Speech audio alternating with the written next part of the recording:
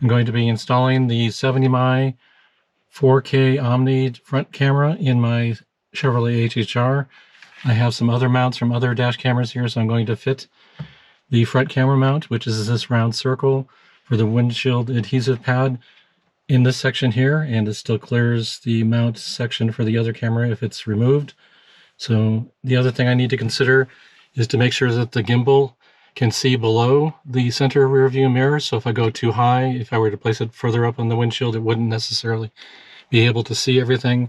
Of course, this is going to obscure the rear screen, but most often I do not use the rear screen of any dash camera, but it is possible for me to move the center rear view mirror out of the way in that particular instance if I want to observe what's on the screen. Of course, you can pick the preferred location for you. And then in the situation when I get this installed, I'm going to be routing, this is the power cable coming from the UP05 LTE enabled hardwire kit. And this is the cable to the rear camera. So then I would be routing these up to the headliner and then over to the side. So let's go ahead and pick the location. I'm going to bring it down just a hair. So again, the gimbal can rotate the front camera to a position that can see under the center rear view mirror. So I'm going to pull off the adhesive pad here. I'd like to pause the video at this point and mention that in the box with the dash camera, there are electrostatic stickers for both the front and rear cameras. If you're a fan of using those, what they do is make it a little bit easier to remove the adhesive pad from the electrostatic sticker instead of directly adhering that to the window glass.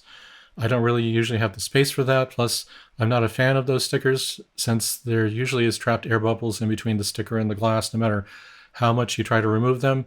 But if you're a fan of using those, now would be the time to install that before adhering the adhesive pad from the mount for the front or rear cameras. There's an alignment mark, a lock mark symbol here showing the center portion of this, which lines up with the center of the camera. So I'm going to pick a location here with that in a true vertical position. Actually, just a little bit off there. Okay, and then I'm going to push on this to adhere this to the glass. Of course, I have cleaned the glass prior to the installation of that adhesive pad on the window glass. And now with the gimbal, you'll be able to rotate and see underneath and look left and right. Again, the cables will be routed up here to the headliner. So that's all it takes to get the 70mm 4K Omni front camera installed on the front windshield. Of course, you'll be routing your power cable and rear camera cable as appropriate in your vehicle. One additional thing to be aware of is the front mount is a removable mount from the camera, so you just rotate it in a clockwise fashion and it will disengage from the mount, and you can remove the camera from the front windshield. To reinstall it, you reinsert it in that same position and rotate counterclockwise to lock it into place. This is the rear camera for the 4K Omni. It is the MyDrive RC14. It has a short cable connected directly to it, which has a length of 45 centimeters or 1.48 feet. The longer cable that runs to the front camera here has a length of 5.5 meters or 18.04 feet. The adhesive pad here is for mounting this on the rear window glass of your vehicle, and make sure you place it so it doesn't cross any defroster lines to avoid any burning of the adhesive pad, and try to aim this best as possible to the rear of the vehicle through any defroster or radio antenna lines on the rear glass.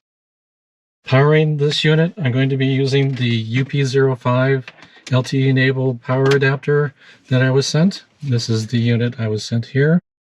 I want to pause right here to point out the other power options for the 70mm 4K Omni dash camera. You have two other hardwiring kits that are available for this. The MyDrive UP04, which is also a 4G LTE enabled hardwiring kit. It is available for Australia and South Korea and possibly other locations in the world. The UP05 that I'm using in this video is actually for the United States only.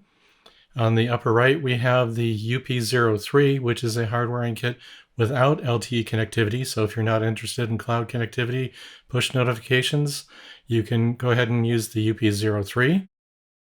The additional benefit of using the hardwiring kits is that you have full support of the Sentinel mode or parking mode. So if you wish to have parking mode support, you need to pick one of those three options, the UP03, UP04, or UP05, as appropriate for your location. If you only require the dash camera to record while you're driving, you can take advantage of the CC02 power adapter that's supplied in the box with the dash camera to power the camera while you're driving the vehicle. You would plug in the CC02 into a 12 volt or 24 volt power port that is only powered while the vehicle's ignition is on and engine is running, and turns off when the engine is turned off and the ignition is switched off.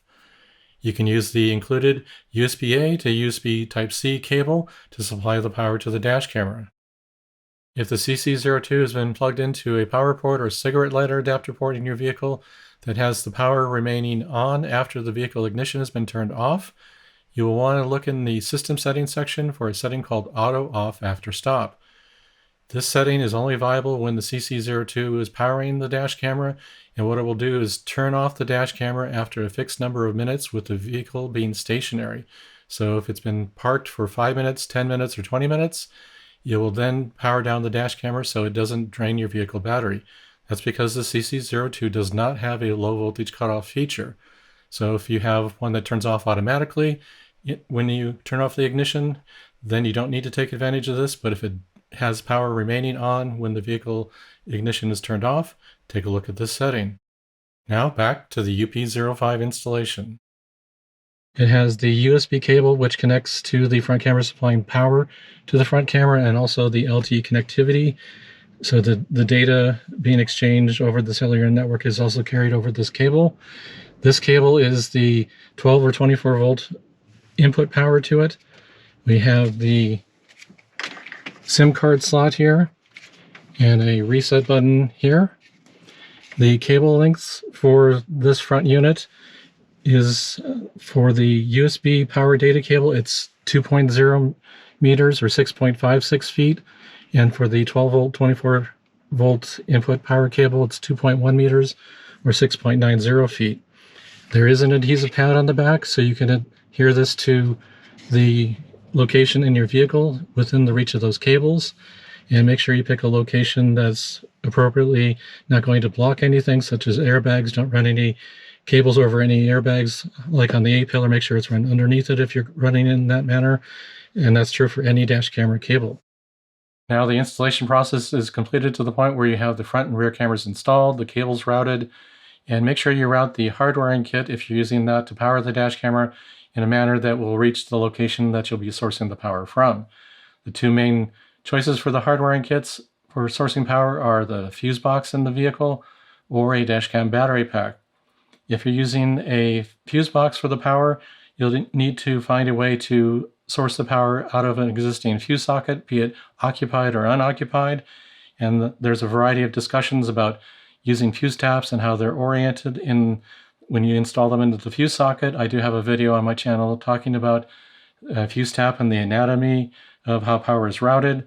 Now that's a discussion for a separate video, but if you're going to be going with a fuse tap to source the power, make sure that you find out what the appropriate type of fuses are that are used in the fuse box in your vehicle, and you would need to source 2 of that fuse tap type. These are from actually a competitor's hardwiring kit. They provided that with the hardwiring kit.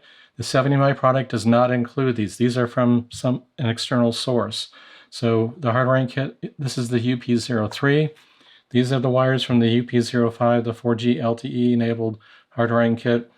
And you'll need to make sure that you've, again, sourced the appropriate fuse tap types, and then the fuses that go on the very top socket, which are the ones that protect the circuit going to the hardwiring kit.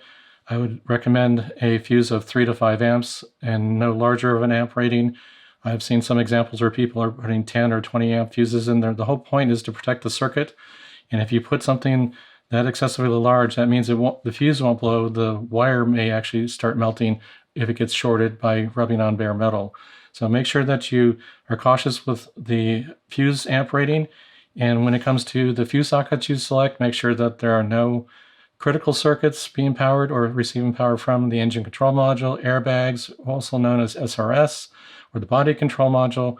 So if you're unfamiliar with any of those topics, as far as testing for power in a fuse box or identifying the critical components in the vehicle and avoiding the fuses for those particular units in your vehicle, you might want to have a professional installer deal with this portion of it. But if you're comfortable with this type of topic, make sure you find, again, the proper type of fuse taps for your vehicle. There's a 3-prong type. These are all 2-prong, but various types: ATC, the low profile, Micro 2, and the ATM Mini. So there's a variety of them that are out there. Now, taking a look at the fuse, well, beyond the fuses, you'll need to be able to connect the fuse taps to the wires that correspond from the hardwiring kit. And in this case, let's bring the labels around. There are 3 wires. And notice that this particular hardwiring kit, which is the UP03, which does not have the LTE connectivity, it only has the wires. So there needs to be a fuse in the circuit to protect this power, the whole circuit. So in this case, we have yellow as the ACC, and ACC is the accessory power or switched power. This doesn't actually power the dash camera. This is a sense circuit, meaning that it will detect when voltage is present, and it will know that the ignition has been turned on. That will then make the hardwiring kit tell the dash camera to exit parking mode if it's in that, or power up.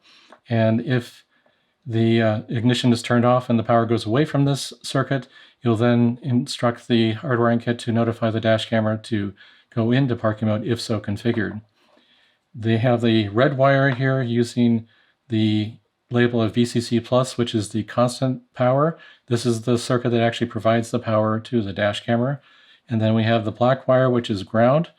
And if you're using a fuse box connection, this ground would not go to the fuse box. It would actually connect to a bare metal connection of some grounding point, be it a bolt, screw, or other pre-existing grounding location, and you would insert the wire or connector, in this particular case, underneath the bolt or screw and give it a good connection to get a good ground. In the case of the UP05, it has inline fuses. So it actually includes 2 amp fuses in here. So if you wish to protect it using those, you can. But a fuse tap is going to require a fuse in it. Now, the installation videos that I've seen online for the 70Mi products will state that you can simply take off the insulation from the end of the wire, pull out a fuse in the fuse box, wrap the wire around the leg of the fuse, and then reinsert it into the fuse socket. That can damage the connector inside of the fuse box. By putting that extra wire around the leg of the fuse, you can actually spread the connector, which may work while this is in there, but if you pull it out and remove it, it may cause a loose connection and cause a power problem later on if you end up removing this. So I do not recommend at all, be it for the UP03 or any of the hardwiring kits, ever to wrap the wire around the leg of the fuse. I would always recommend, if you're using a fuse socket to provide the power, use a fuse tap to source that power from that fuse socket. And in the case here, again, we have that connector that would go under the bolt or screw that would provide the ground, and then we have, again, the VCC power here. So in this case, so the UP05, and I would imagine the UP04 from 70Mi have the inline fuses, but the UP03 does not. If you're connecting this to a dash cam battery pack, as far as the sourcing of the power for the dash camera, you would then connect all 3 wires to the corresponding 3 wires that are in the cable coming out of the dash cam battery pack. And don't connect them strictly by color, because some products, in this case, the ACC is on yellow, and many dash cam battery packs will have the constant power on the VCC power would be on yellow. So make sure you check the function of the wire to make sure you're connected to the corresponding wire from the dash cam battery pack. And the last couple of items related to the hardware installation for the dash camera, you need to make sure you insert the memory card into the front camera. You lift the rubber protective cover over the memory card slot, push the memory card into the memory card slot until you hear it click, and then you can put the memory card protective cover back over the slot. If you have the circular polarizing lens filter for the front camera, it is a 2-piece unit. If you have a lot of glare and reflections off the front windshield, you can utilize that to reduce that. There are two portions to it. There's a mount portion, which I show on the bottom side of this picture, and then the actual filter. You can see the front side that faces the window glass, and the back side, which actually is a magnetic ring. And those two go together simply by the magnetism in the magnet in the mount, and it puts it together and holds it in place. You can rotate the filter itself once it's attached to the mount, and you can rotate it fairly easily, but the default alignment is to have the two white marks aligned with each other.